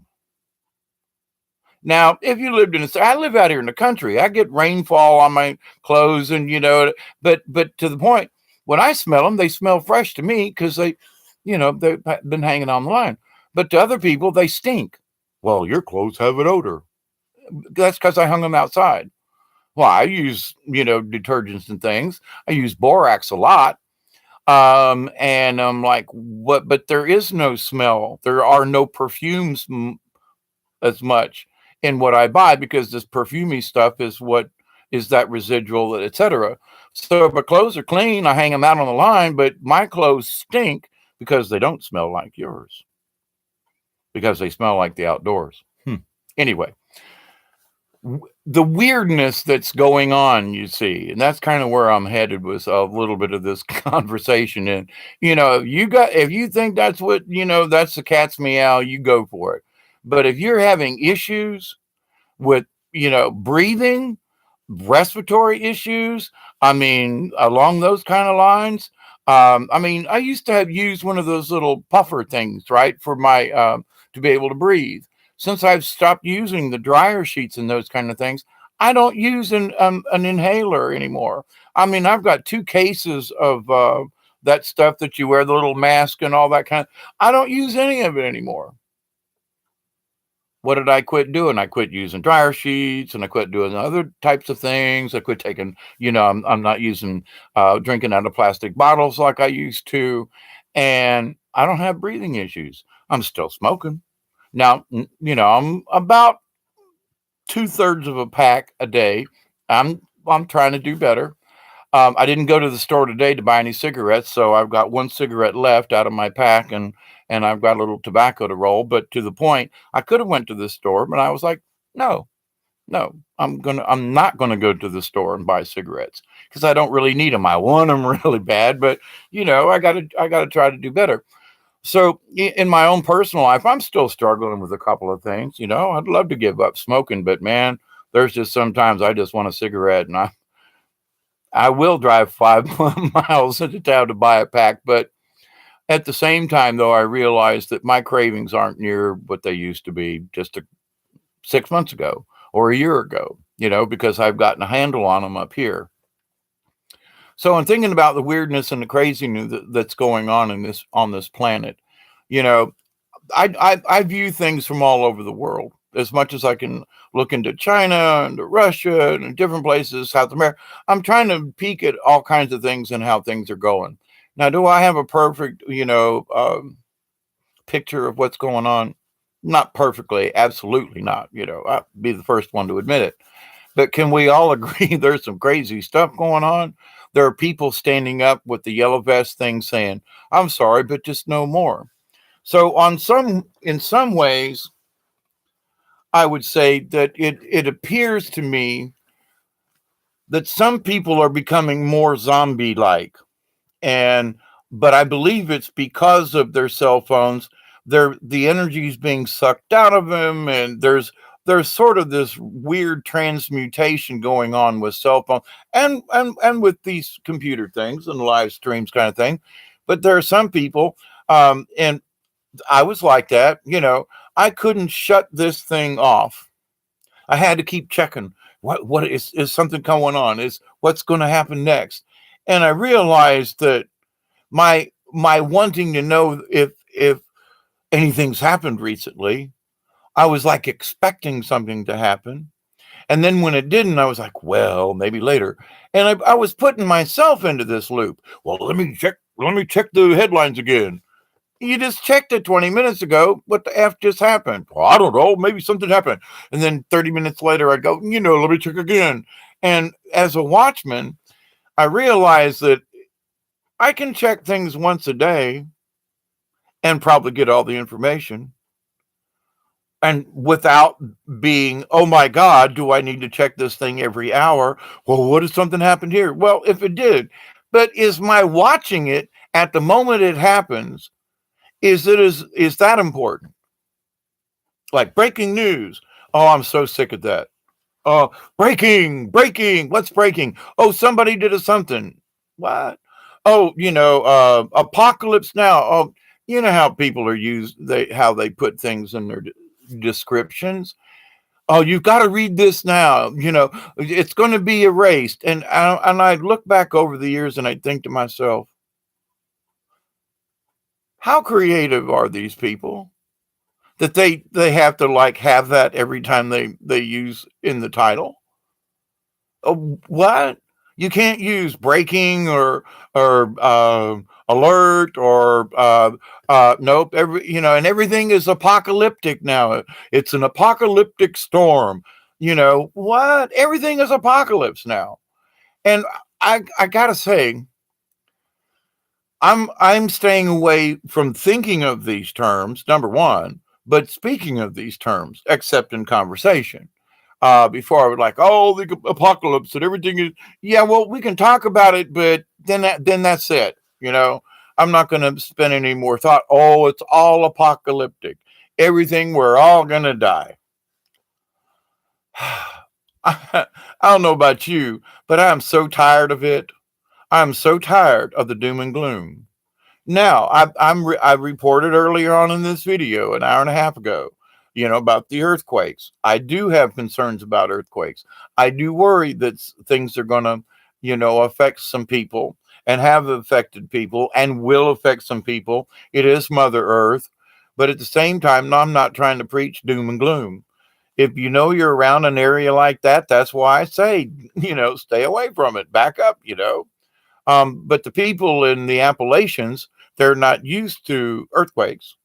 The folks up around Maine and Canada, the ones there, the two, there were three or four of them yesterday, and there was one just recently up in Ontario above the Great Lakes. I read earlier in this video, but on the USGS feed, and I always go to 7 days, all magnitudes.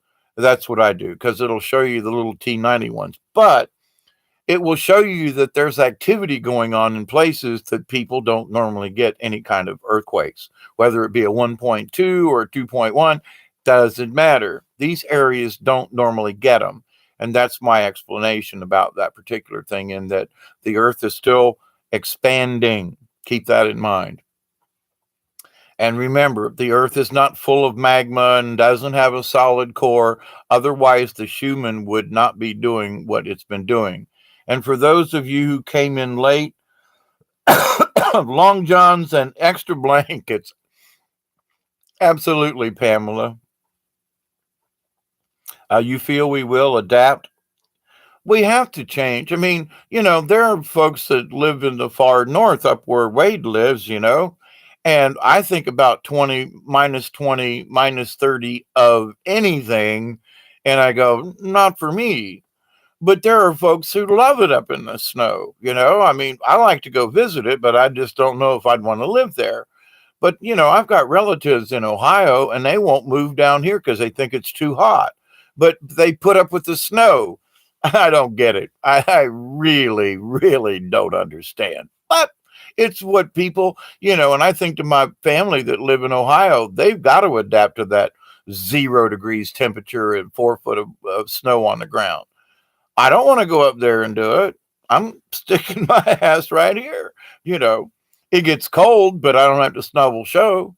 Snubble show. That was a good one. Shovel snow. Boy, I need a hit off my bowl or something. Anyway, but so with that said, Pamela, we already adapt on every season. We're always adapting. When the weather starts to thaw out, folks will be putting on their Bermuda shorts and their tank tops, and they will adapt to the warmer weather. So we're always adapting. It just depends on how much of an adaptation we need to make, depending on how high or low the temperatures get. But the thing is that mankind is one of the few critters. You feel comforted now? Okie dokie. Absolutely. But the thing is that of all the critters on this planet, man's been one of the most easily to adapt. I mean, folks live out in the desert where there ain't no water, there ain't no this, blah, blah, blah. There are folks that live close to the North Pole, up in Alaska and the Eskimos and so forth. There are people that live in down in the rainforest on the equator. So we are adapting. We have adapted. We will continue to adapt. That's what makes mankind so deadgum resilient, in my humble opinion. And one of the reasons why the cabal can't get rid of us because we adapt. One of the things they're pissed off about. They're throwing all this rain and weather and snow and heat and there's another front coming in that's a tsunami flood in the sky and it's going to hit California. Okay. But everything now is, they've made everything huge. Everything is apocalyptic. Everything is something other than just slightly above normal. Like I keep bringing up, people bitch about the winter of this. Well, go back to the winter of 44 and the Battle of the Bulge, and all the people who died that winter. I'm just saying, if you think we've had hard times now, just go back. I mean, it's 45. I was born in 52, so it was only 7 years difference from when I was born to when that actually happened. I grew up in Ohio. One of the reasons why, until I was 7, and then we moved down to Tampa. But I remember it living in Dayton, and that there was snow drifts up to the second floor between the houses there in Dayton, and we left that to come down south to Florida. I mean, it was like a couple of days after Christmas, we hauled ass from Dayton and went to Florida in 59. I think it was 58 into 59. But to the point, I remember snow everywhere, in Dayton that year. And like I said, it was drifted up between the houses up to the second floor. I looked out the window and there was snow there, But anyway, so we adapt to whatever comes necessary. And some people make it better than others, and that's our personal adaptation to the universe and to what's going on. And so, one of the things that are going on now, and let's see, February is always the coldest month here. pretty much here too, Wade. As a matter of fact, 191-mile-per-hour winds in Hawaii, and snow on Maui. Um, yep, absolutely. Now there's one of those, or maybe two of the islands. It may be the one that had the, but they it's not uncommon for them to get snow at the higher elevations because it's like 10,000 feet or something. But for it to snow in the lower elevations, that's a kicker right there. But to the point, absolutely, on 190-mile-an-hour winds, I don't care where you are. That's some fast wind.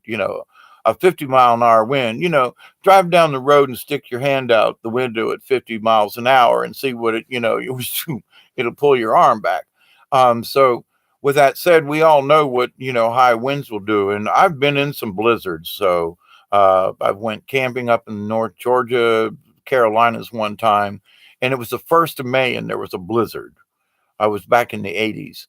And I mean, it was like damn near froze to death. It got like in the lower 20s up there in the mountains, froze the water in our canteens. So, I mean, I was prepared. My friend wasn't. He like froze to death, but I kept telling me, well, it's the 1st of May. It's not going to get cold. And I said, dude, they're calling for snow. And then, of course, when we got to North Georgia, North Carolina here up there, around Sapphire Valley, he was like, I didn't think it was true. It was going to snow up here. It was like, dummy. Anyway, but to the point, yeah. So, yeah, the weather's not over yet. And the thing is like, I've got potatoes in the ground that are already this tall. I mean, it's like, Creator told me to plant them taters. But I've got plastic and things in my garden. And so I've been spending some time these last few days. It's been raining, so it's been difficult for me to get back out in the garden. But I got my little tiller running again and everything, and I'm going to go back out there. And I've already been through some of my rows once or twice to get some of the weeds down. And now it's time to go back through there and plant some seeds. But it's going to get frost on the pumpkin, not this morning, but tomorrow morning, whatever day it is. Now, shit, I forget. I guess it's Thursday morning now. And happy Valentine's Day to everybody, to you and yours. But so gardening wise, I'm like, I'm going to keep at it. I'm going to keep putting seeds in the ground. I'm going to keep trying to grow things that I can. And I noticed also in doing some research about gardening, I've got a lot of pieces of steel and things that I've used for over the years. And I've learned that some things that the steel will actually set up the wrong charge in the garden, but that people who use copper in their garden, and that they actually, I didn't know this, but they actually sell copper shovels so that the copper, it ionizes the ground or something like that. Anyway, my point to that is that I've decided to get rid of the steel stuff in my garden that I use for, I've got old pieces of conduit and things that I use on either end, and I string a string between them and grow beans on them. And that possibly the reason why I haven't had too much success with the beans is that I'm using metal poles versus what, we generally, I guess folks all over, consider wooden tomato sticks, for example. I've helped my second wife. Her father was a farmer, and actually my third wife, but anyway, but he was a farmer, and we'd have whole trailer loads of the bundles of tomato sticks, and we used them for supporting beans and marking off rows and stuff like that. And when you have an acre of tomatoes, that's a crap load of acres, and it's a crap load of tomato stakes and so forth and that kind of thing. But anyway, so I have had my share of it. But in my own garden, I'm like, well, I'm using stuff I got around the house. I, as an electrician and working on houses and things, I'm like, I've got all these pieces of pipe and thing laying around. Why not use them in the garden? Well, now I'm finding out that maybe by using steel in the garden, I'm setting up a negative ion kind of something. Not quite sure, but there are a lot of reports of people who were similar to me in that they used different kinds of metal, but they started switching to copper. and that they would, and I'm actually been, this has been kind of tossing around in my mind. I've got a lot of small pieces of copper tubing that as a plumber I've worked under houses and you know, split pipe, and you cut the copper, and the copper is not really good for anything but to use as copper or to resell it. And I'm in my recycling of metals over the years. I still have pieces of copper tubing, and so this year I'm going to be taking out those steel pipes, and I'm going to be putting in copper, and I'm going to try to find some. Um, I have crystals, but I want to find the right crystals and literally make a wand. So you know, the most of the uh, tubing that I have is like really small. So I'm going to have something small on the top. But I've been told psychically and through other means that I need to put a couple of crystals on, not how long doesn't really matter, but that I need to put crystals and copper together and use them in my garden as energy type devices versus what I've been using, it being the metal poles, you know, electric conduit. So we'll see how that works out. But the people that I've watched, listened to over the last year and a half, I'm like, you know what? I don't know if I could afford a copper shovel, but I can surely change how I do things so that, you know, okay, so if I use a steel blade, well, but it's only used in tilling, but then maybe in planting, I can make little scoopy things with some of the copper that I have. I've got some copper sheeting that may not make a great shovel, but it might make a really good small hand tool, you know, and I can form it, bend it. And but anyway, I just wanted to pass that along to you about some weird, strange stuff. I need to have a conversation just about medicinal plants and so forth. And I haven't forgotten y'all about that. And I've got some books here. Here's one. This is on spirit medicine, for example. Um, I got another one down. Let's see, where did it go?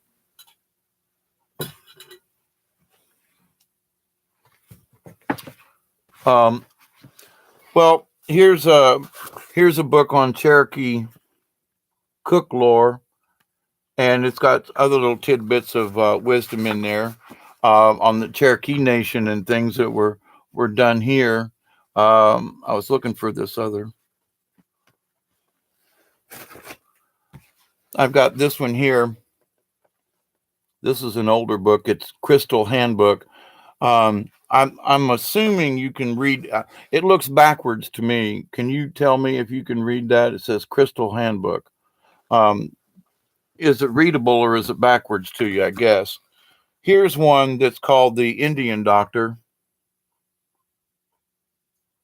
and it discusses different plants and so forth.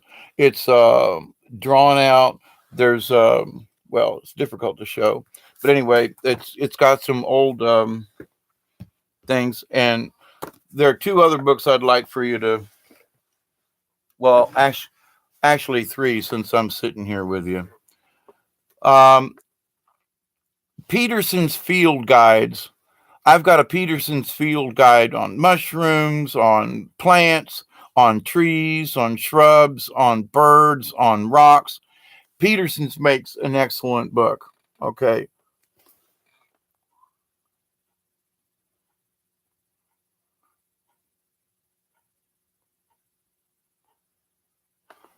So anyway, but this is medicinal plants, um, and it's the Peterson Field Guides.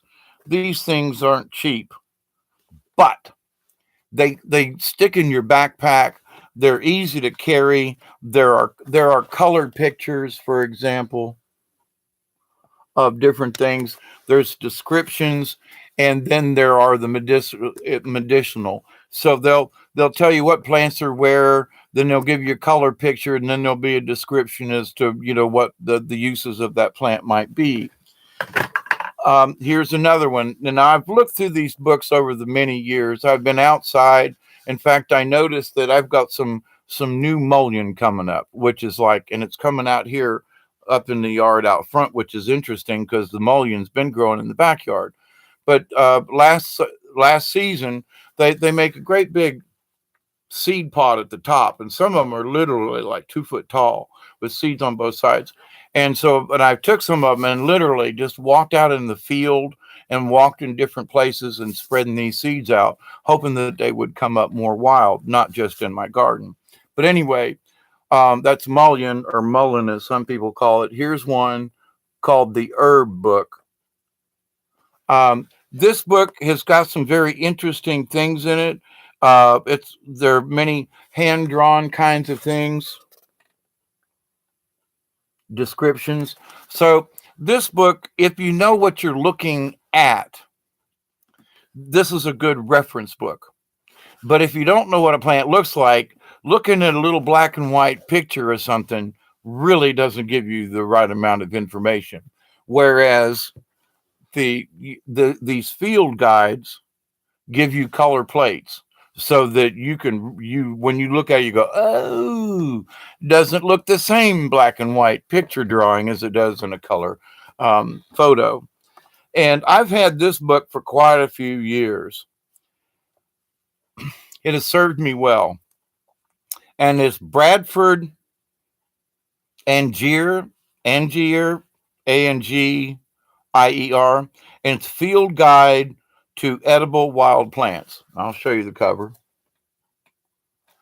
And they've got some really interesting plates in here. They're more like colored drawings than they are a photograph.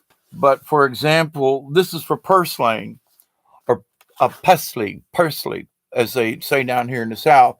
But this grows wild in the garden, and it's actually sometimes it's a weed and really gets in the way. But a lot of times you don't even know what you're looking at, and it's like sometimes people they see little daisy type yellow flowers growing up between the cracks in the sidewalks, for example. And I mean, did you know you could eat those? Uh, just saying, and it's like prickly pear cactus. This is prickly lettuce, for example, what it looks like. And so, but the best thing to do is to honest to goodness, get yourself a book. Don't use the internet, do some research. But if you're going to seriously be an herbalist, you must have a guide. I'm sorry, but you must.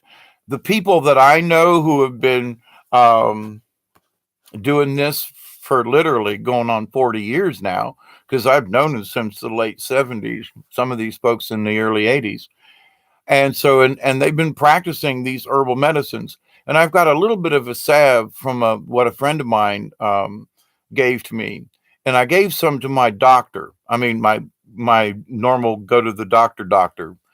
And it was a cream that's made out of some beeswax and some lard and a little bit of this and that. But that, and there are testimonials by this gentleman. I can't remember his name right now. He's up in Alabama, up around Gadsden, Alabama. And, I'm used to go to the same types of events that he would. Me being a puppeteer, him being an herbalist. But anyway, so I've known some of these folks for a long time, and he taught me many things. And he was like, one of the things he said, as much as I know about this stuff, he said, I've always got my field guide with me. And my friend Dale up around Athens, Georgia, up around he actually lives just a couple of miles from where the Georgia Guidestones are. But up there in North Georgia, he's like, I know all these plants around here, but he said, I just simply can't remember everything. The brain wasn't made to remember everything. That's why you have a reference. And he goes, sometimes I'll just, well, did I, was it two leaves of this and one part of that? Now, they made up their own concoctions. And my point about what it was is I went up on the Broad River one year up there outside of Athens up there, and spent an afternoon on one of those, flat bottom kayak kind of deals.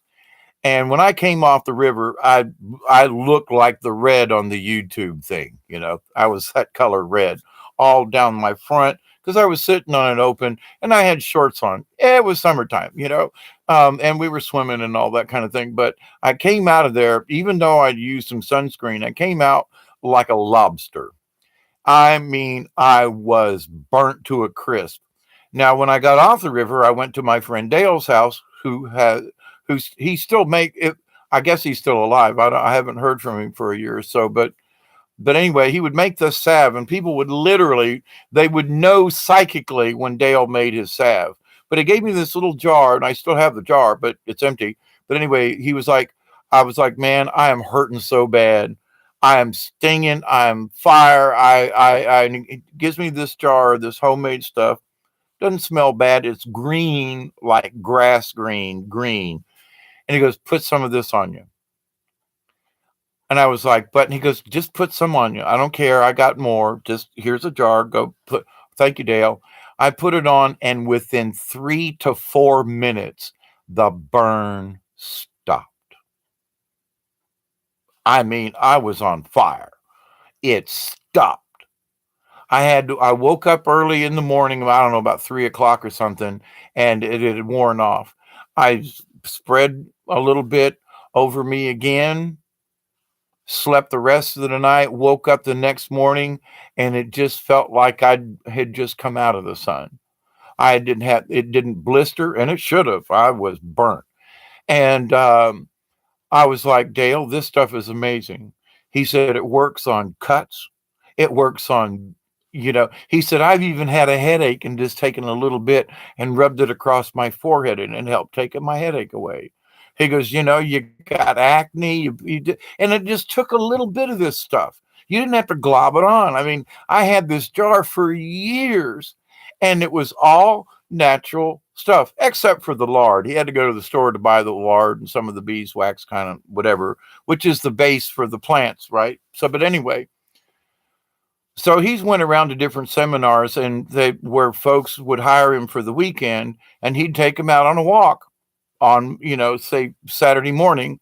Then Saturday evening, they'd gather all the stuff together, they'd boil it down, do this thing. And then between Saturday night and Sunday, they each would make however much they collected, but they would each get to take a jar or two or three of whatever home with them. That the group who was doing this, for the weekend, would have the opportunity to make their own salve and see the process through. So it's not real hard. It's not real complicated, but you do need certain basic things. And I don't know why lard is lard, but it works. And it's lard goes back. Animal fat goes back a long way. Being a person who, have worked in primitive huts and so forth, I don't know if I could go killing a bunch of stuff and rendering out the fat and all that. I mean, I know how to do it. Um, I just, but I guess if we got back to them pioneer days and I needed to make a salve and there was a wild hog in the woods, I killed it, got his thing, okie dokie. I could see me doing it. But just as here, I'm going to go out and kill a whatever and render the fat. Nah, sorry, I will buy it from the store. But anyway, to that point though, lard has had a long time curative effect on the outside. Now, I can't vouch for, there are certain different types of lard, so forth, check into it. But the point is, it's been used as a base for many poultices and things over the many years. Also, sure enough, beeswax and honey in itself as sort of a binder, if you will. Um, but there are lots of plants, and I'm going to go back over this. I'm going to have a separate video on this. But since I was doing the earth wobble in this conversation and I kind of got into it, um, right now, I just wanted to show you some of the books that I'm looking at. But spring has already kind of sprung here on the 14th of February here in South Georgia. There are broadleaf plants coming up out in the field that are supposed to come up about this time of year, but it seems like there's more of them this year than there was last. Just an observation on my part. But anyway, it's almost been 2 hours. I thank you so much for hanging out with me, Pamela. Wade, it's so good to see you again. I'm glad you're alive. And Michelle, blessings to you. Let's see. Supernatural, if you're still here, blessings to you as well. Michelle, I got you. Wade, uh, I don't. iStation said, I don't know if you're still there, but just wanted to say hi and greetings, blessings, and etc. And keep up the good work. With all the weird things that are going on, keep an eye on some of these weird things. But like I was talking about Gitmo and the thing about the Vatican, there's some folks out there that are trying to, I guess, want to start rumors, and it's like I would really like to report on the truth. So I look at things and I check into them and I go, well, here's the facts. Go for what you want. But like for example, with the Democratic women not standing up for the abortion thing, nobody's talked about that I've seen, and it should be spoken about. If you're a woman, you should be pissed at these ladies, because they're making laws. But anyway, there's a lot of chaos still out there. A lot of people just trying to. I don't know why. I mean, I don't know why they're supposed to be getting spiritually advanced, but at the same time, they're going right back over all this rigmarole and trying to drag folks or keep them in this loop of constant apocalyptic horror. And I'm just no. I'm sorry. I'm praying that all of you will stay out of that you will keep an eye on the chaos. I'm not telling you to don't look no more, but and I bet you're feeling it too. And there's some very popular folks that I really like, but they just won't get off the kick. And I'm like, come on, guys, please. Why must you go? Well, we're going more in depth. Not another new word has come out from about Planet X in the last 10 years that I can see. People are speculating, but there isn't any more proof. So, but they want to keep banging that gong, to I don't know what it is. Are they trying to keep people upset? Is it really clickbait now? Because a few years ago I was on their side. Now I'm like, you're rehashing stuff from 3 or 4 years ago. You don't have any new information. You're just keeping up with the chaos. As much as some of these folks say they're not, just look at their titles on their YouTube videos. Alert. Ooh, watch before it dies. Or, another blah, blah. It's always got to catch you. It can't be just, oh, let's have a talk about golf today. What? Well, because that isn't going to get anybody's attention. So, of course, they got to grab you in. But I'd rather put in my topic what I'm going to talk about versus alert. We're all going to die. Oh, apocalypse. I'm really tired of it. And some of these folks I really respect a lot. So I'm praying for them. I will continue to pray that I'm a watchman. I'm going to keep you up to date with as much as I can see and find. But at the same time, we got to stay out of the chaos. Keep the truth in your heart. Keep the truth on your lips as much as we know anyway. Always pass along a good thought to the next person because we are changing the world. There is a definite change on this planet they can't take back. Now, they could kill a whole bunch of us, but they can't take it back. And if they killed a whole bunch of us, the rest of us would like go, what? So they're not going to win this war. They're going to make it really damn difficult. There's something flying around over here that's like not in the room, but is. Anyway, they're going to try to keep everybody in this chaos state. And for those folks out there that and I know that have YouTube videos and so forth, let us drop the hints to them politely. Don't you have something else you could talk about? Why are you covering this again? Just curious. I don't, let's not go beat folk up, but let's ask them, Do you really have any more information, or are you just doing this because you need the clicks on your YouTube channel? Because if that's the case, then put in your title, "I need clicks from my YouTube channel." I'll click it quicker than I will for you to tell me, "Here we go," and another apocalyptic crap thing going on. Tell me you need a click. I'll click it. You need a share? I'll share it just for the hell of it. But be honest with me. Don't try to alert new information. What? Tell me the truth in your title. And I think we need to drop subtle hints with some of these folks because they got 300,000, and they're still pumping the same stuff they were 2 years ago. I love them. I respect them. And there's several out there. Then I'm not naming no names, no, but you may know of a few. And my thought to this is that we need to suggest to them, okay, you show me the chaos. What's your answer? Do you have something to go with that? Not just be prepared, but you got some other thing? Can we have another type of discussion? Okay, so there were floods. All right, so then let's talk about how to avoid. How do we do things? So, can we talk about something else other than just the apocalyptic catastrophe? Can we speak on something else? Just ask. You have all these followers and all these people, all these likes and shares. If you wish to be positive with the universe, then speak more positively, please. Stop rehashing old news simply for the clickbait. Tell me you need clickbait, I'll click it for you. So, anyway, 2 hours in and 1 minute 18.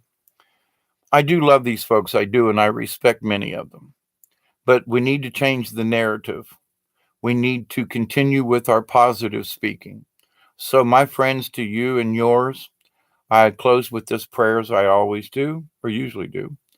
I pray that every single one of you will accept and receive the blessings and the healing from the universe. I pray that every one of you, your friends, your family, your relatives, and all of your relations will continue to accept and receive the healing, the knowledge, and the wisdom from the universe. I continue to pray for all of those people that we know who are caught in the loop of chaos, if you will. I pray for them that they will see more positive things, will speak more positive things, will push more positive things other than to just focus on the chaos. I pray that every single one of them, their families and their friends and all of their subscribers, that will understand that we have reached a particular point in this lifetime, in this 3D realm. We are winning. Let's continue to pass that around. I continue to pray for you, your friends, your family, and all of your relations to continue to receive and accept the healings from the universe. I had to repeat it 3 times. There's there's magic in those numbers. So Michelle and Wade and everybody, thanks Hawkeye, night. Thank you, Pamela, and the same to you, David, Hawkeye, Two Feathers.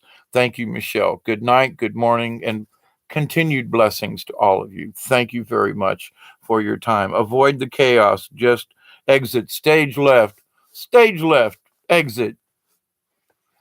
Pink Panther, absolutely. No, it was Snagglepuss. I'm sorry, it was Snagglepuss. Exit, stage left. One of my favorite cartoons back in the day. So blessings, folks. Good night, Michelle. Good morning to all of you. And until next time, keep it between the ditches. And as we love to say here in South Georgia, TTFN, ta